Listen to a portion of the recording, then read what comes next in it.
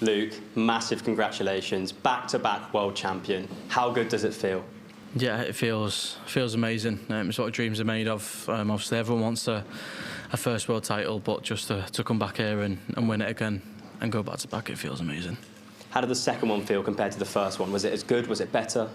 Yeah, obviously nothing will ever beat a first world title for anyone in any sport, because that's the first time you've done it. But this was just all about retaining it, bringing it back home with me for 11, 12 months, and yeah, just adding my name to the list of world champions to go back-to-back. It's a very short list, but I'm on it. And what a way to do it as well. A 7-1 win. We haven't had a scoreline as dominant as that since 2009, and a 106 average as well. You must be so pleased with your performance up there as well. Yeah, after the match, I actually didn't see any stats, any 180s, averages, checkout percentages or anything like that. But yeah, just the game as a whole, it felt good. Obviously wasn't happy 1-0 down once again, but I had to pick myself back up and against the darts, get off into that lead, and that's what I've done. You've just pocketed the small matter of £1 million. That brings you up to 2.7 million on the world rankings over 2 years. Do you feel unstoppable? Because it feels like we're in the Luke Littler era right now.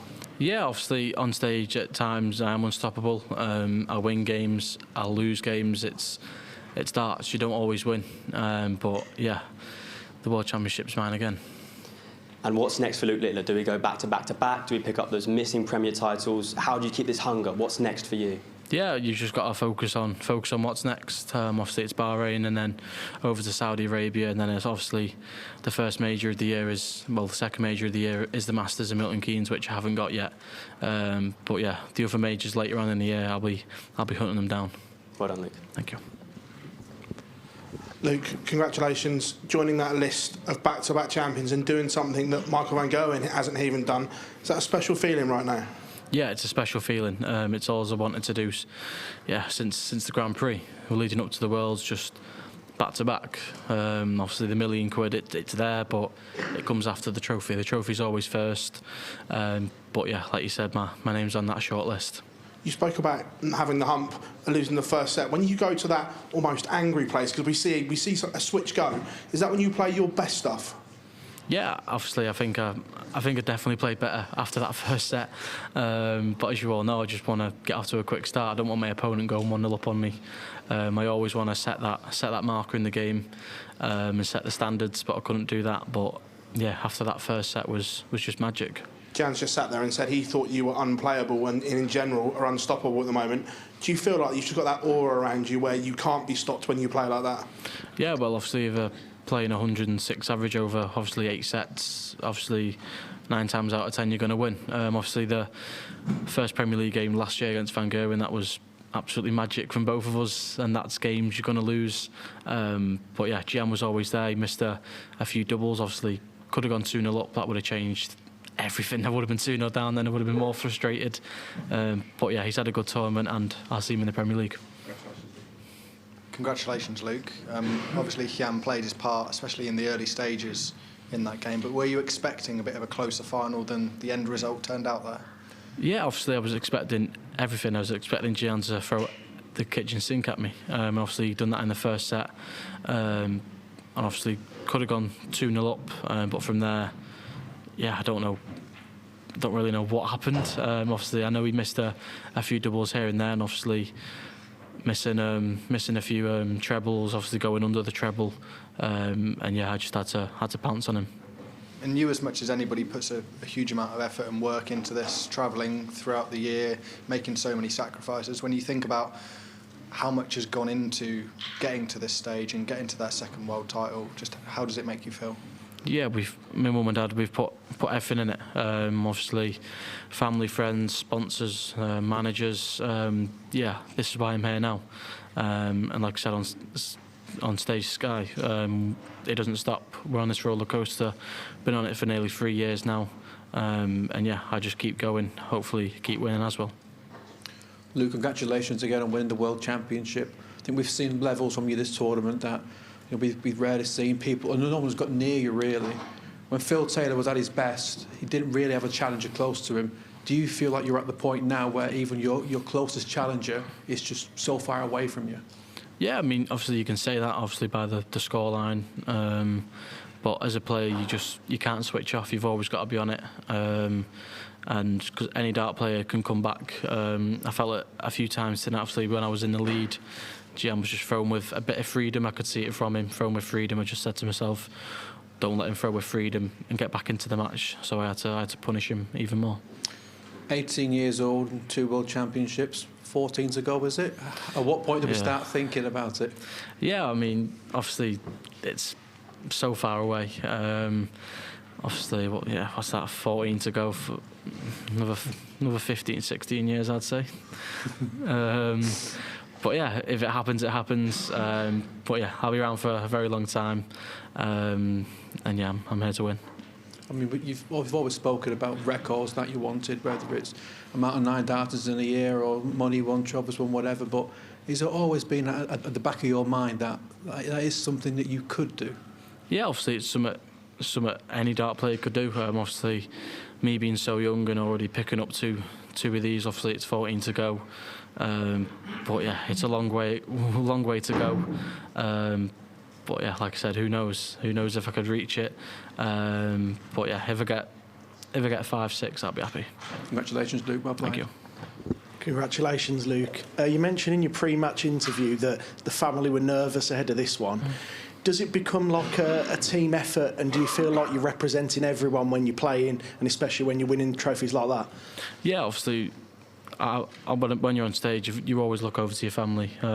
They give you support and they keep you going. But yeah, there's a few nervous people this morning when I woke up and throughout the day. But yeah, obviously when you look over, they're all saying, come on. And even at one point in the Rob Cross game, I looked over, all the heads were down. I said, keep your heads up, because if I'm looking over and your head's down, that's not going to help me. But yeah, there wasn't too much to worry about tonight. And in terms of major individual titles, you're looking at the Masters and the European Championship. Are those big ones on your list this year, or is it just about complete domination? Yeah, obviously I want to dominate everything. Obviously I want to try and win everything. But yeah, obviously the Masters, the Europeans, they're the 2 ones that I really want to go for this year. And like I said, I'm going to come hunting them down. Thank you. Congratulations. Phil Taylor, Adrian Lewis, Gary Anderson, Luke Littler. I mean, how does it sound to be on a list with those names? Yeah, it's a very good list to be on. It's a very short list as well. Not many to do it. And yeah, this is the hard work we put in to come back here and pick the trophy up again. And yeah, I can say I'm very happy tonight. 3 years ago, it felt like the world media descended upon this place when you turned up as a 16-year-old. So much has happened to you on the oche, off the oche, since then. What would you say to the Luke Littler who turned up at Ali Pali for the first time, knowing what you know now? Yeah, well, obviously everyone knows that my first Worlds was just a free hit, just win that first game, and then said to the family the next day, let's try and win it again, come back after Christmas and just see what happens. And everyone wanted the piece of me. You're probably all bored of seeing me now, but I'm going to be here for many more years. One person who doesn't seem to be too bored of seeing you is the Ali Pali Wasp. What are your thoughts on the tradition here? Is it time to get rid of it? Come on, I've said it for years and years. Someone comes in, they put a wasp in there, and I'll always say it. I've always said it, and I'll stand by it. Someone brings one in. Okay, you think it's coming in with the fans or anyone? Okay. Anyone. And finally, where do you go next? Because we always talk about your age, but now we're talking about your age alongside what you've won. How do you keep motivated? Where do you focus next to stay so hungry to achieve, what you hope to achieve? Yeah, I mean, like I've said plenty of times, just add on to titles. The Grand Slam was definitely a good marker to put down, because then knew I could retain a title, knew I could go back to back, and that's helped me going back to back here this December. And yeah, we just keep going, we keep adding. But the ones I don't have yet, I definitely want them this year. Congratulations. What was your reaction when Gian said he'd cut his finger and there was blood on the dartboard? Yeah, I seen it, and there was nothing to worry about. I wasn't gonna hit a small 5. I was always going to be in that 20 bed. But yeah, I don't think they should have stopped the game. I think they should have kept going, because me and Gian was out of rhythm a little bit. But yeah, like I said, I weren't going into that small five. Can you give us an insight on what you did before the game of your life? Were you practicing even? I mean, you probably don't even practice, do you? But what were you eating? What were you doing? When did you get it? Just give us an insight to how the build-up to the day, if you like. Yeah, well, obviously just woke up as anything, 11, 12 o'clock, good sleep, and obviously the build-up, a lot of nerves in the household. But yeah, even just coming up the Ali Pali Hill for one last time before this December coming up again. And yeah, pre-match was just the same as always. Practice, sit down with the family, practice, sit down with the family, just have little practice sessions. Actually turned up to the venue and realised I hadn't ate anything all day. So got a margherita pizza and scran that. And yeah, I was good to go. Congratulations, Luke. When Andy Murray won his first Wimbledon title, he said the first feeling he got was relief. When he won the second one, he actually enjoyed it and got more joy than the first. Compared to your first victory and this victory, what are your thoughts? Yeah, like I said, the first one, it'll always stay with you. It'll always be my best one. Obviously, going back to back, obviously it's up there, but like I said, anyone's first title should be the best because you've done it for the first time, and doing it for a second time, it is good, but you've always got to remember that first one. You always live in the present. You always be humble. Like, at no point during this tournament did you say you're going to win this tournament before you actually did. But do you feel unstoppable right now because you're looking unstoppable on the stage? Yeah, obviously, when you're on stage, anything can happen. You can play well, you can play rubbish, but that just all goes into preparation, and it's darts. Anything can happen on the day. But yeah, the past few days, it's been very good, and we can look on to the new year. And just finally from me, if my maths is right, you're 12.5% completed compared to Phil Taylor's record right now. I know we touched on it earlier today, but do you feel that you can reach that? Yeah, I mean, I think I could if I stayed around for that long enough, kept the hunger, and yeah, like Michael van Gerwen says, once the hunger goes, there's no point playing. But yeah, there's a lot of hunger left inside of me. You're just the fourth player to get to 10 PDC majors in just 2 years. Are you amazed how quickly you've gone past all these legends like Adrian Lewis, Gary Anderson, Peter Wright? Yeah, obviously it's a good feeling. Obviously myself, my family, we didn't expect it to go as it has done, but that's all down to the family and friends, the sponsors, keeping me going, myself getting on the practice board a few times, and yeah, it's all paid off. But we don't stop here; we keep going. Do you think you could get to 50 before MVG, who's got 47? 50 majors? Maybe. That's obviously another one to go and chase down, Michael. Obviously chase Phil as well. But yeah, obviously the majors I want this year are the ones that I've not got. But yeah, if I win anything else, it'll be a bonus. And last one, are you taking that to Old Trafford again? If they invite me, then I'm sure I can go along again. But yeah, I wouldn't want to be my friend here tonight. He's going away to Leeds tomorrow, 6 o'clock train. So good luck to him. But yeah, we'll win tomorrow. It's the only trophy United fans are getting to see. Thank you, mate. Thank you. Don't need to hear the rest. Massive congratulations, Luke. It seems like a few times in this tournament you perhaps avoided some bigger challenges by winning key deciding legs or key moments. How much of a better player do you think you are compared to last year where perhaps you didn't win those key moments? Yeah, I mean, I've definitely got better. Obviously, growing into the sport, growing into this World Championships, everyone knows that this was my first time here 2 years ago. It'll always have a special place in my heart for my first PDC major. And yeah, I've definitely got better. The stats show it. Obviously now I've extended the how many matches I've played. I think it's 21 now with 15 or 16 ton plus averages. I seen that the other day. And yeah, we keep going and we keep getting better somehow. And can I just ask, how do you stay so calm? You know, all these people are here, everyone in the world kind of knows you. How do you stay so relaxed at 18?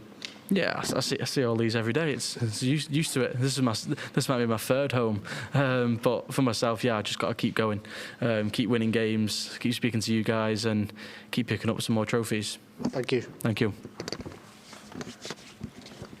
Hi, Luke. Congratulations. What is it about this place here, actually, that it brings always the best out of you? Yeah, obviously it brings the best out of me. Obviously the set play. Obviously it's not that long to get into the game, but you've got to find it quick. You've got to produce early on in games. And yeah, as you know, this is my first PDC major. And yeah, I know how to win games here.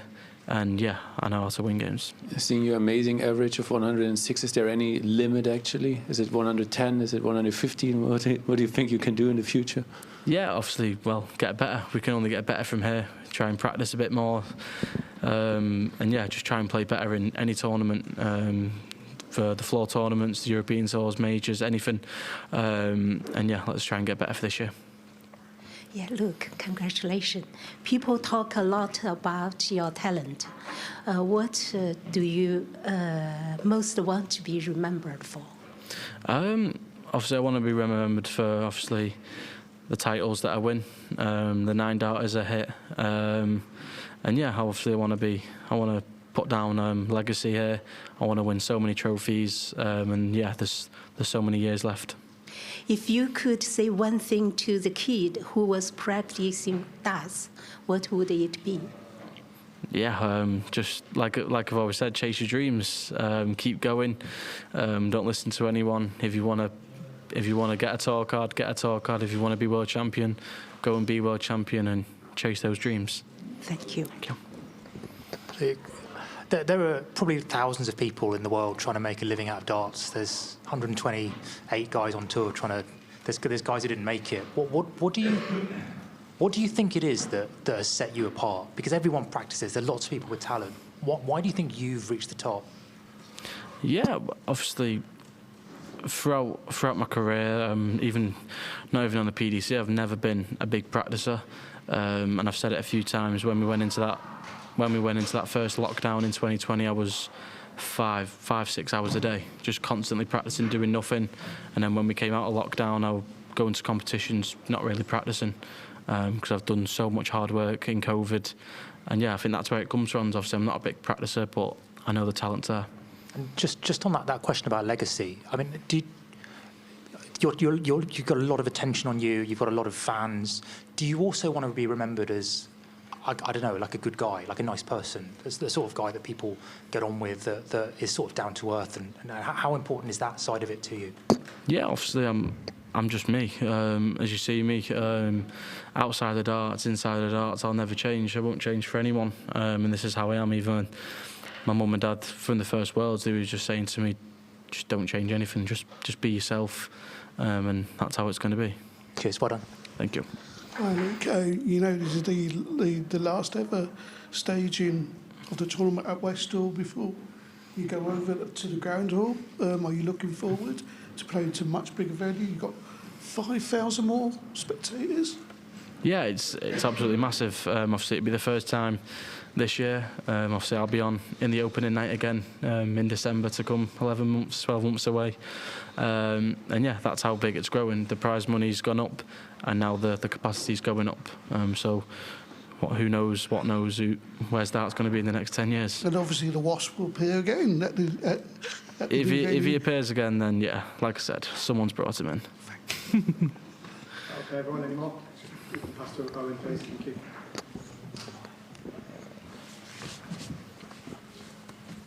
Luke, you got a lot of love from the crowd today, as you deserve. But I just wonder, in retrospect, now it's in hindsight, did that incident that day with Rob Cross, did that bother you? And do you want the crowd on your side? Does it concern you that they can turn like that as they did on that day?